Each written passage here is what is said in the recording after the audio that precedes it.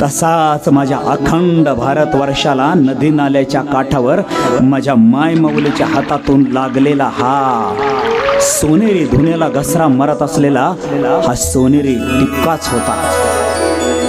याच सोनेरी टिपक्याला कोणाची नजर लागू नये म्हणून लावला होता. याच भारतवर्षाला कोण्या सैतानाची नजर लागू नये म्हणून हा मायमाऊलीच्या हातून लागलेला इंद्रायणी भीमेच्या काठावर वसलेल्या याच पिवळ्या चुटूक झालेल्या दगडाला लावलेला टिपका. पण आमचा भारतवर्ष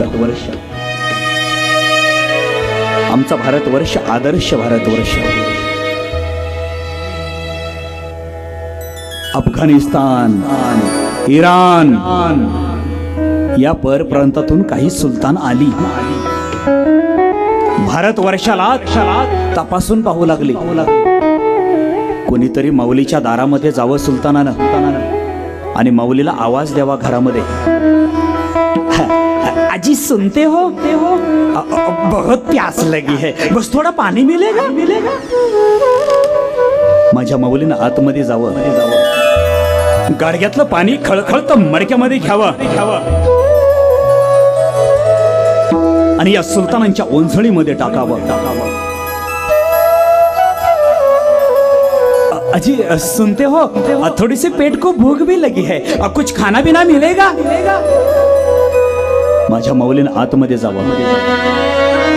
टोपल्यामध्ये असलेलं शिळं असेल, ताजं असेल, जे उरलं सुरलं असेल, जेवढं असेल तेवढं असेल आणि समोरच्या अतिथीला वेळ असेल तर माऊलीने चुलीवरती भाकरी थापावी आणि गरम करून माझ्या अतिथीला द्यावी.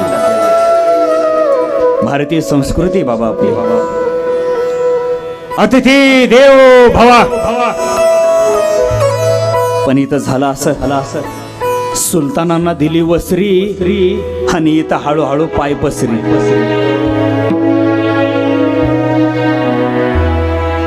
हे सुलतानांनी भारत देशातल्या माय माऊलीला या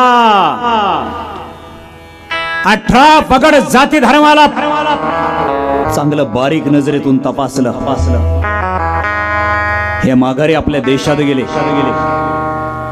आपल्या बादशाला सांगितलं. बादशाला सांगितल्याबरोबर बादशाह तख्तावरचा उठला. अच्छा अच्छा अच्छा ऐसा है ये भारतवर्ष. तो फिर ठीक है, चलो अब एक नहीं दो नहीं लाखों की फौज ले लो और चलो उस भारतवर्ष में